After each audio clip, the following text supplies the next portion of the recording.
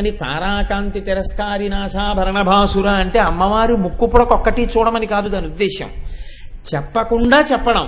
అమ్మవారి ముక్కు పుడక యొక్క 2 రాళ్ల కాంతి అంత ఉంటే ఈ కాంతి ఆభరణముగా నిలుపుకోగలిగినంత కాంతి ముఖం ఎంత అయి ఉంటుంది. అంత కాంతి కలిగిన ముఖం ఉన్న తల్లిరా తల్లి, నీకు దర్శనీయం అవుతోందా అమ్మ? ఈ మాంసనేత్ర మనకు కనపడుతుంది నువ్వు భక్తితో ఉండగలిగితే. ఇది పట్టుకోగలగడం.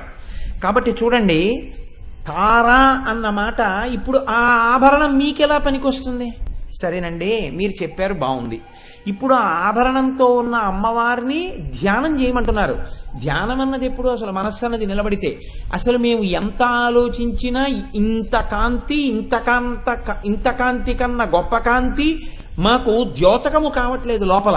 ఎలా, ఎందుకు పనికొస్తుంది ఈ నామం మాకు అంటే, లలితా సహస్రనామాన్ని వసిన్యాది దేవతల చేత అమ్మవారు చెప్పించడం వెనక ఉన్న రహస్యం అది.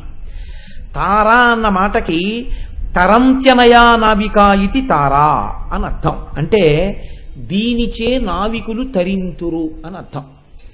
సముద్రంలో వెళ్ళిపోయేటప్పుడు నావికులు నక్షత్ర మండలం వంక చూస్తారు. మనకి నక్షత్రాలని ఎలా గుర్తుపట్టచ్చు అని వేరే శాస్త్రం ఉంది. ఇప్పుడు అది అంతా చెప్పడం నా ప్రయోజనం కాదు. మృగశిర నక్షత్రం కనపడితే ఎన్ని నక్షత్రములతో కూడి ఉంటుంది? 3 నక్షత్రాలతో జంతువు యొక్క ముఖంలా కనపడుతుంటుంది మృగశిర నక్షత్రం. అలా ఒక్కొక్క నక్షత్రం ఒక్కొక్కలా కనపడుతూ ఉంటుంది ఆకాశంలో. దానికి మళ్ళీ వేరే తారాశాస్త్రము అని మనకి కొన్ని చోట్ల వ్యాఖ్యానాల్లో కూడా కనపడుతుంది. ఏ నక్షత్రం ఎలా ఉంటుందో చెప్తారు. ఇది చూడడం వచ్చిందనుకోండి, ఆ నక్షత్రం ఎటు ప్రకాశిస్తోంది, అది ప్రకాశించినప్పుడు ఏ దిక్కులో ఉన్నది అన్నది చెప్తారంటే, నేను ఇప్పుడు దాని జోలికి ఎందుకు వెళ్ళలేదంటే 2 మండలాల కింద విడిపోతుంది భూగోళం. ఇలా ఒకటి ఉండి ఇలా ఒకటి ఏర్పడుతుంది. ఇక్కడికి కొన్ని నక్షత్రాలు వస్తాయి, ఇలా కొన్ని నక్షత్రాలు వస్తాయి. ఇందులో పూర్వాషాఢ ఉత్తరాషాఢ ఇటు వచ్చి నాయకత్వం వహిస్తాయి. నక్షత్ర శాస్త్రం తెలుసున్న నావికుడు సముద్ర మధ్యంలో ఎక్కడున్నా చీకటి పడ్డాక ఆకాశం వంక చేసి ఏ దిక్కులో వెడితే ఏ నక్షత్రం వైపుకి ఏ దిక్కులో ఏది ఉందో కనిపెడతాడు.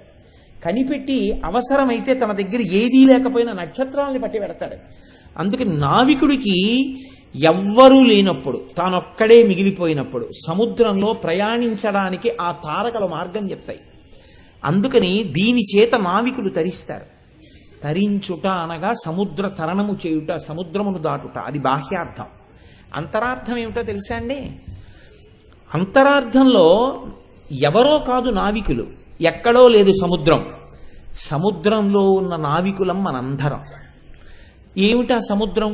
సంసారం అనేటటువంటి సముద్రం. ఈ సంసారం అనే సముద్రంలో మనందరం తుఫానులో చిక్కుకున్న నావికులం. ఎటు వెళ్ళాలో తెలియదు, ఎటు వెడితే మనం తరిస్తామో తెలియదు.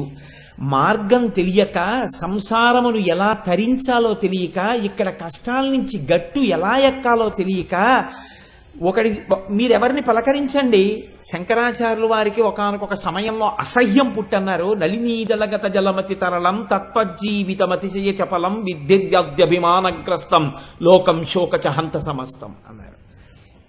వీళ్ళ అసాధ్యం కూడా, ఎప్పుడూ కోరికలే, ఇంత చిన్న జీవితం రా, ఇందులో ఎప్పుడు అభిమానాలు, రోగాలు, రొచ్చులు, కోరికలు, కష్టాలు, సుఖాలు, ఈశ్వర అన్నవాడు కనపట్టలేదు కదరా.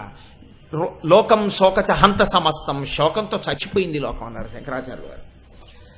ఇటువంటి స్థితిలో మనందరం నావికులమై దిక్కు తెలియక పడున్నాం. ఇటువంటప్పుడు దిక్కు చెప్పే తార అమ్మవారి యొక్క ముక్కుకున్నటువంటి ఆభరణము. అమ్మవారి నాసాభరణం వంక చూసి నమస్కారం చేస్తే, అందుకే అమ్మవారి దర్శనమే వేరు, మిగిలినవి వేరు, అమ్మవారి దర్శనం వేరు. ఒక్కొక్క క్షేత్రానికి వెళ్ళినప్పుడు అమ్మవారు ఎన్ని చేతులతో ఎలా ఉంటుందో కూడా మీరు నిశ్చితంగా పరిశీలనం చేయవలసి ఉంటుంది. ఒక తల్లికి తాటంకముల చేత ప్రశస్తి, ఒక తల్లికి మంగళసూత్రం చేత ప్రశస్తి, ఒక తల్లి మంగళసూత్రం పైకి వేసుకుని ప్రశస్తి. మీకు వెంకటాచలం వెడితే, వెంకటాచలం అంటే తిరుపతి వెడితే గోవిందరాజస్వామి వారి దేవాలయం ఉంది. గోవిందరాజస్వామి వారి దేవాలయం లోపలికి వెడుతుంటే మొట్టమొదట ఎడం చేతి పక్కన పుండరీకవళ్ళి అని ఉంటుంది. పుండరీకవళ్ళి అంటే పద్మనయన అని దాని అర్థం. లక్ష్మీదేవి యొక్క దేవాలయం. అక్కడ ఉన్నటువంటి అమ్మవారి యొక్క ధ్రువమూర్తి ఉత్సవమూర్తి కూడా మంగళసూత్రాలు పైకి వేస్తారు.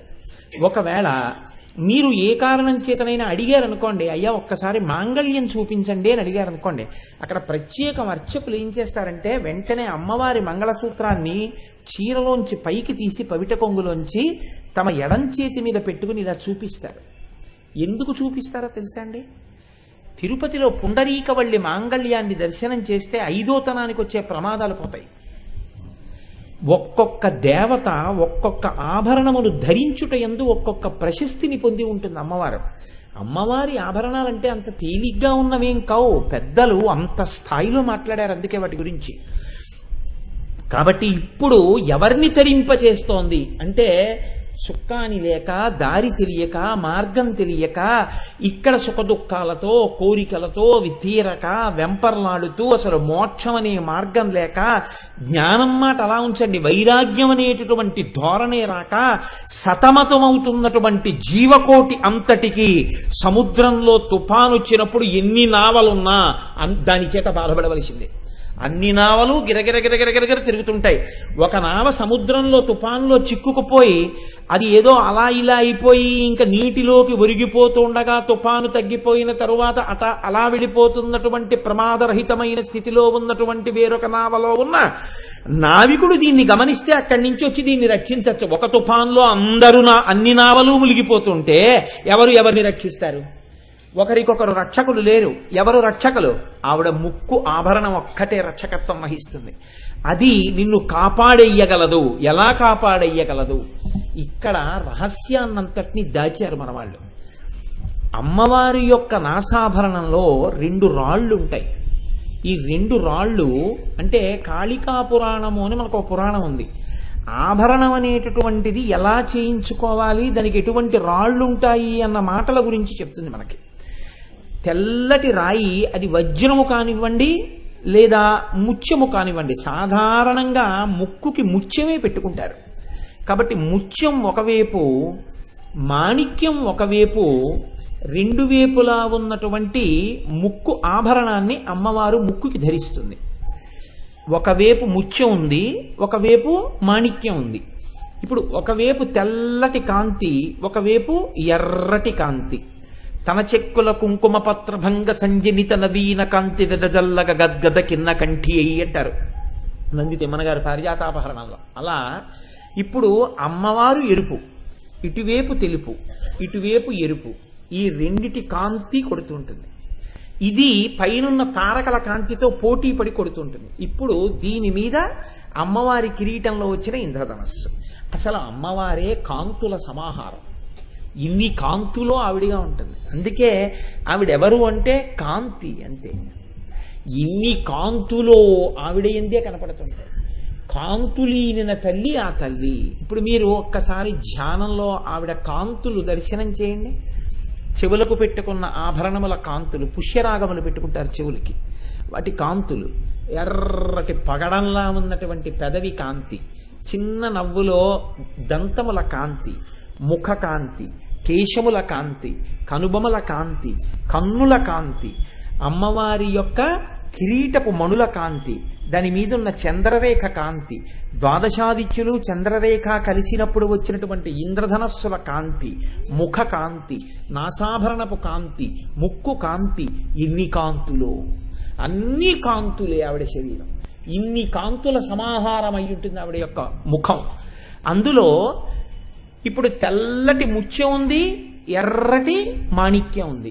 ఇవి 2 ప్రధానంగా ఏం చేస్తాయి అంటే, మనకి 9 గ్రహాలు ఉంటాయి. వీటిని కూడా తారాశబ్దం చేతనే సంకేతిస్తారు. 9 గ్రహాలు ఉన్నప్పటికీ ఈ 9 గ్రహాల యొక్క గొప్పతనం ఏమిటి అంటే, మన జీవితంలో సుఖదుఖములనన్నింటినీ ఇవే నిర్ణయం చేస్తాయి. పుట్టినప్పుడు వాడు ఏ నక్షత్రంలో పుట్టాడో, ఎన్ని విఘడియలకి పుట్టాడో చూస్తారు. దాన్ని బట్టి జాతక చక్రం వేస్తారు. జాతక చక్రం వేసినప్పుడు ఏ స్థానముల యందు ఏ గ్రహాలు ఉన్నాయి చూస్తారు. వీటికి అక్కడతో పోదు, వీటికి గోచారం అని ఉంటుంది. గోచారం అంటే వాటి కదలిక. అవి గ్రహాలు కదులుతాయి. కదిలేటప్పుడు అన్నీ ఒకలా కదలం. ఒక్కొక్కటి మందగతిలో కదులుతాయి, ఒక్కొక్క దాని వేగం ఒక్కొక్కలా ఉంటుంది. ఇవి స్థానాన్ని బట్టి మిత్రత్వాన్ని శత్రుత్వాన్ని పోషిస్తాయి. ఒక స్థానంలో ఒక గ్రహం ఉంటే దానికి ఉచ్చ, ఒక స్థానంలోకి వెడితే నీచ, ఒకటి స్వక్షేత్రం అవుతుంది, ఒకదానికి మిత్రస్థానం ఉంటుంది, ఒకదానికి శత్రుస్థానం ఉంటుంది, ఒక్కొక్కటి వక్రదృష్టితో చూస్తూ ఉంటుంది.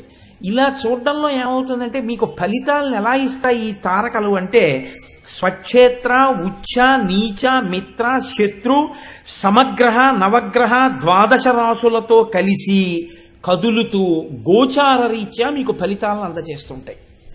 ఇప్పుడు ఈ గ్రహాలన్నీ కదులుతున్నా ప్రధానమైనటువంటివి మనుష్య జీవితానికి సంబంధించినటువంటి సుఖమన్న మాటని, దుఃఖమన్న మాటని, జ్ఞానమన్న మాటని, అజ్ఞానమన్న మాటని రెండు గ్రహాలు నిర్ణయం చేస్తుంటాయి ప్రధానంగా. ఒకటి శుక్రగ్రహం, ఒకటి కుజగ్రహం.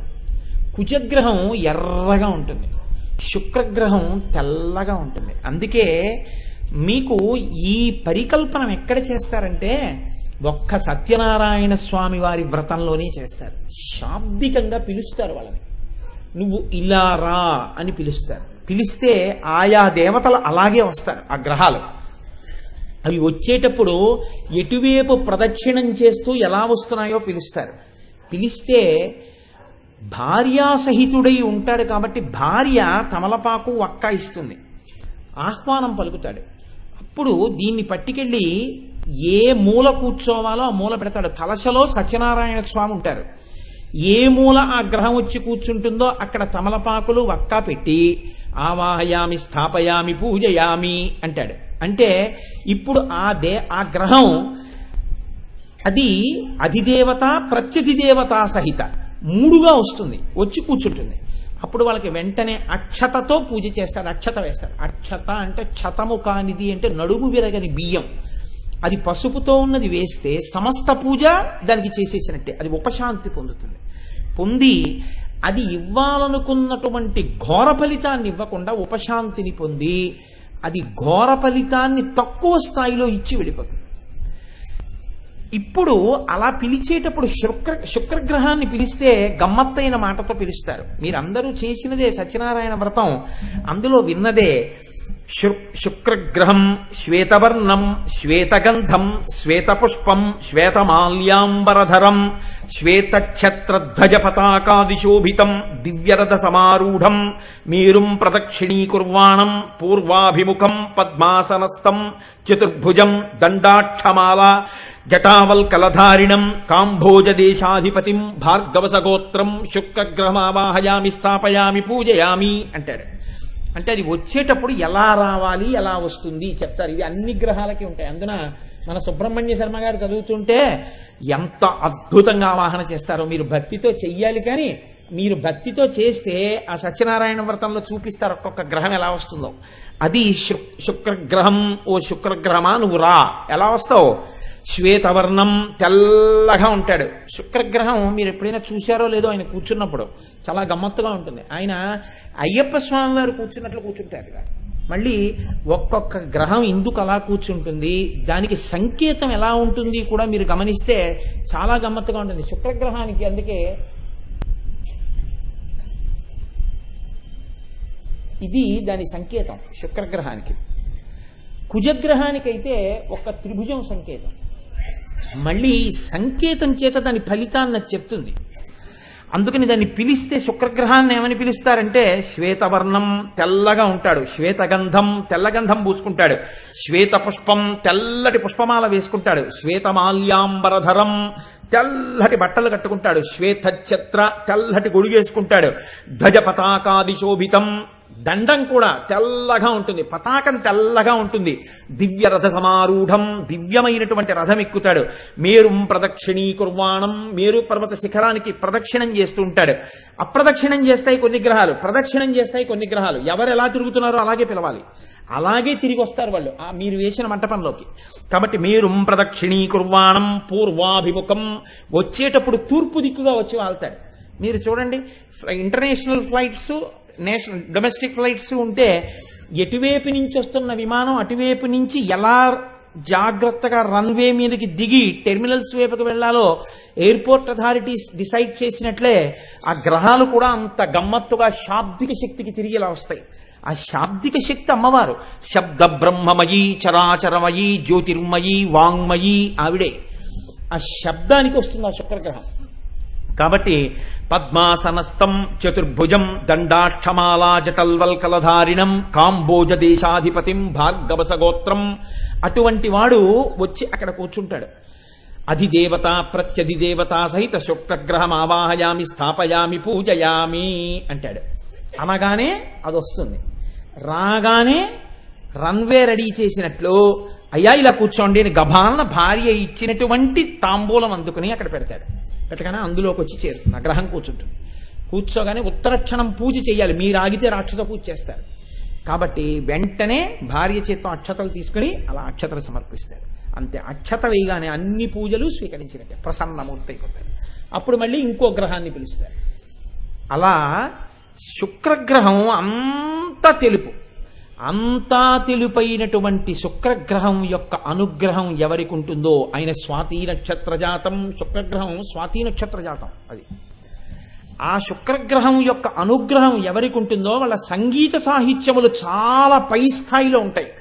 అంత స్థాయిలో వాళ్ళు పొందగలిగినటువంటి అదృష్టాన్ని ఇస్తుంది ఆ గ్రహం. అనగా ఈశ్వరుడి యొక్క అనుగ్రహంగా అది ప్రసరణ అవుతుంది. అలాగే కుజగ్రహం. కుజగ్రహం ఎరుపు. కుజగ్రహం సాక్షాత్తు పరమశివుడు సృష్టించాడండి దాన్ని. మనం ఉత్తర భారతదేశం వెళ్ళినప్పుడు ఆ కుజుడు పుట్టినటువంటి ప్రదేశానికి వెళ్ళాం కూడా.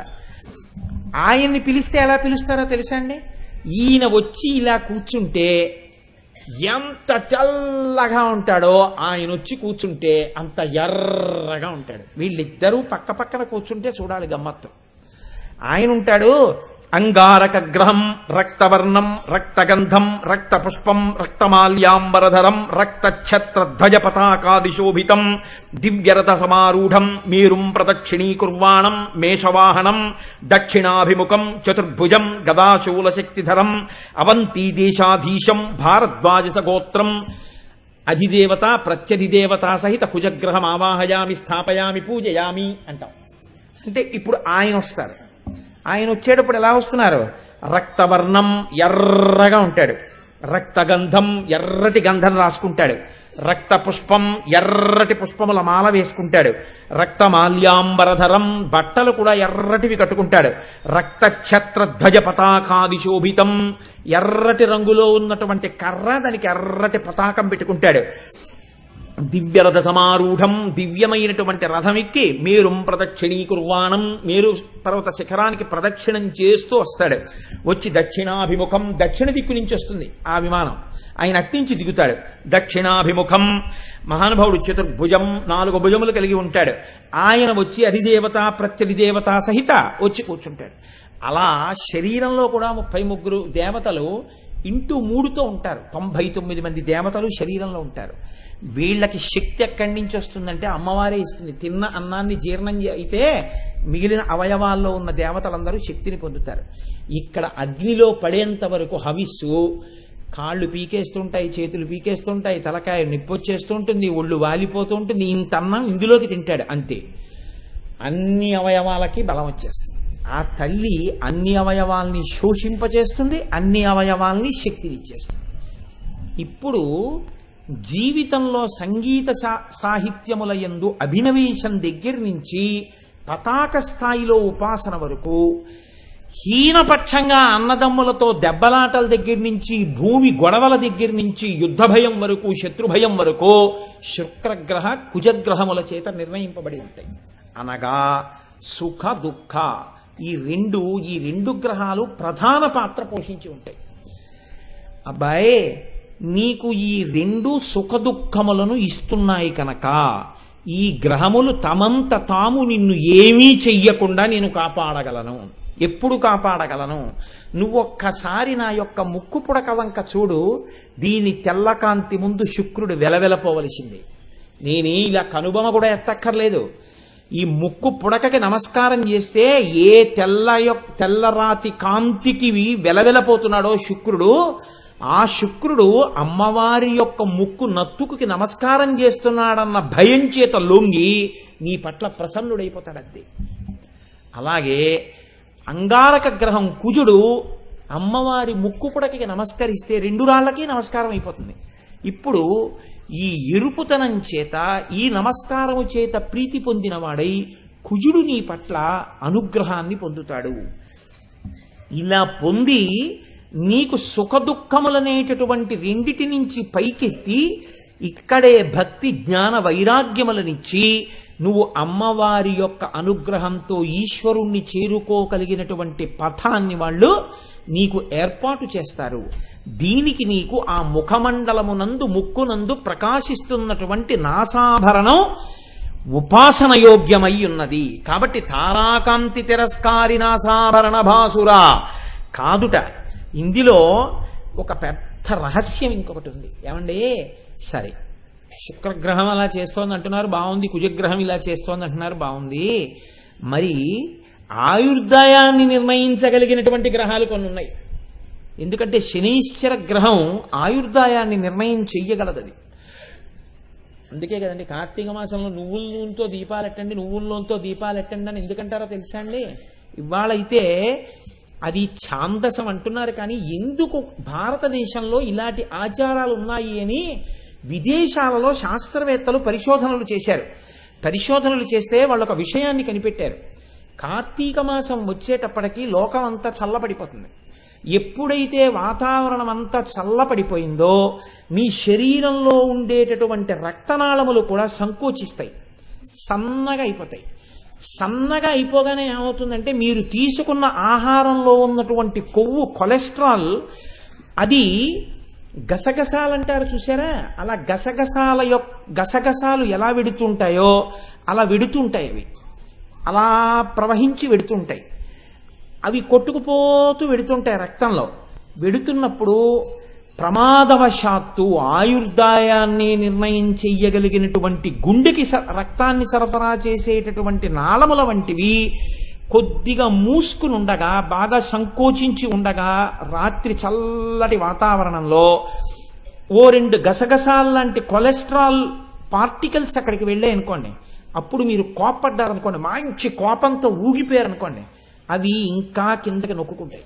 ఆ నాడులు, ఆ నరం ఇంకా నొక్కుంటే రక్తనాళం ఇప్పుడు ఈ ఉన్నటువంటి ఈ గసగసాల లాంటి కొలెస్ట్రాల్ వెళ్ళడానికి చోటు లేక అడ్డుపడుతుంది, ఇరుకైపోయింది ద్వారం.